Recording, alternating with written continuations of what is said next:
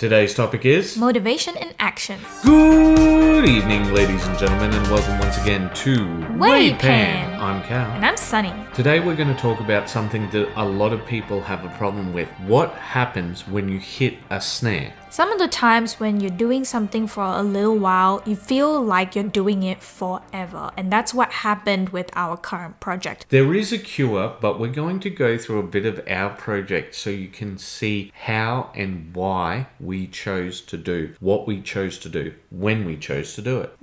Let's take a look at what we've done so far. So we started off with washing all the pieces, assembling them, and sanding and filing down all the joint pieces. And at this point, you can see we're starting to lose a lot of motivation because it was a repetitive process. We were doing it for so long. So now we're going to take a look at why it's important to quickly finish up some pieces, something small, to gain back that motivation. Here we go.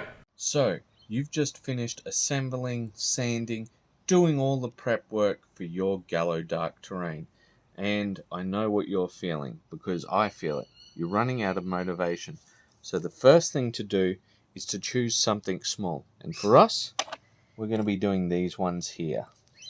All right, we're going to be doing up all of the Imperial crates nice and quick so that we can get some motivation back, feel some accomplishment.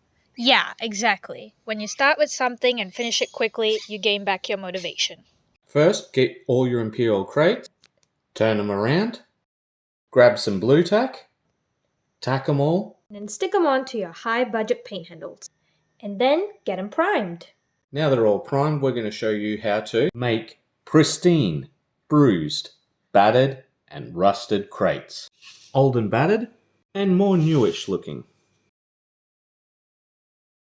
Get some dirty down rust, shake the devil out of it, and make sure you can hear that noise.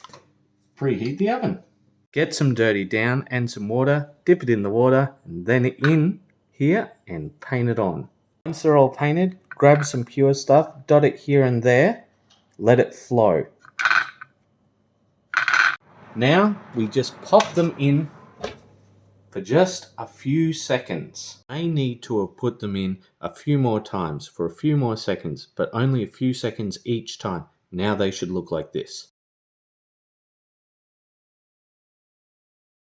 This is where we separate them again. They're going to get some more dirty down rust, but pure dirty down rust. Get some pure dirty down rust, no watering, and just place it in some random areas to simulate build-up. Pop it in the oven again. Paint the gold eagle on, and we're going to paint some verdigris. You want to hear this noise from the bottle. Got less time to play around with verdigris than you do with the rust, so just do them individually. And then, after that, pop them in the oven, and then get them out. And now you're done. These are going to get a dry brush of steel. Once they're dry brushed, hit them with varnish. Let it dry, wet it with a mixture of airbrush, mixed medium, and water. Add some salt to that and focus on the corners. Wait for it to dry. Paint, but preferably spray them army green. Wet them once again with that same mixture and add some more salt. Next, zenithal or dry brush with a makeup brush, an olive on it. Now just scrub them with a toothbrush and some hand soap. Get a wooden toothpick and make scratches along to reveal what's underneath. After this, paint the Aquila gold. We're going to paint some verdigris. You want to hear this noise from the bottle. So with these ones, you're going to want to use some watered down verdigris because they're not as heavily damaged. And you just dry brush the Aquilas with gold and you're done. Paint, preferably spray them army green. Next, zenithal or heavily dry brush these with an olive.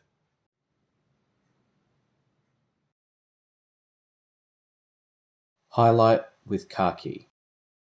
Paint the Aquila gold. Next, highlight with the bright gold and you're done. After this, dry brush some steel. Get that same dry brush mixture, get it mostly off, and then stipple it on to areas to give a more damaged look. Stipple at the bottom upwards. This will give a more realistic damaged look. Paint the Aquila gold. Just a dry brush of bright gold over the Aquila and you're done. Here they're all done. You've got your pristine, your battered, your bruised, and your rusted. So how do you feel about what we've done and why we did it? Yeah, I feel a lot better because it was quick, it was easy, and we created a bunch of varieties with this as well. So it makes you feel like you've done a little bit more than what is seen here. Well, I think it comes down to this one thing. It comes down to what motivates you. And for us, we are doing this for an audience. So showing off a variety of techniques will hopefully grab people who might not be interested in one, may be interested in another. And that's what motivates us. But if it's for you, you're most probably doing it to just get them done so you can start playing a game. So you might not want to have a million different varieties. You just want to stick with one that works. So you just want to use what works for you. Or you might be somebody who wants to do stuff to a particular level.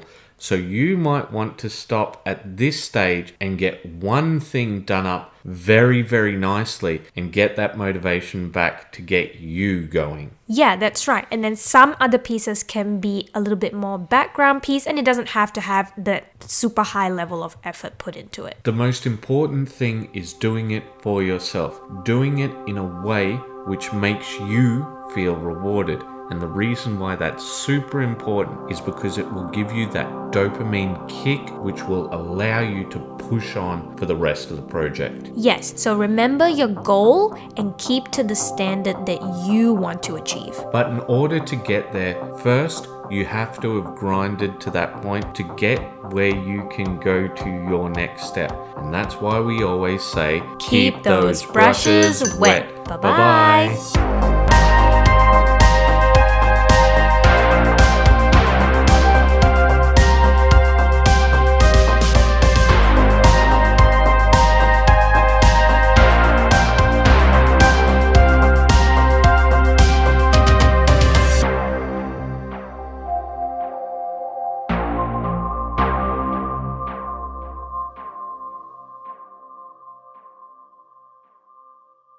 So you're looking forward to some more sanding? Oh no.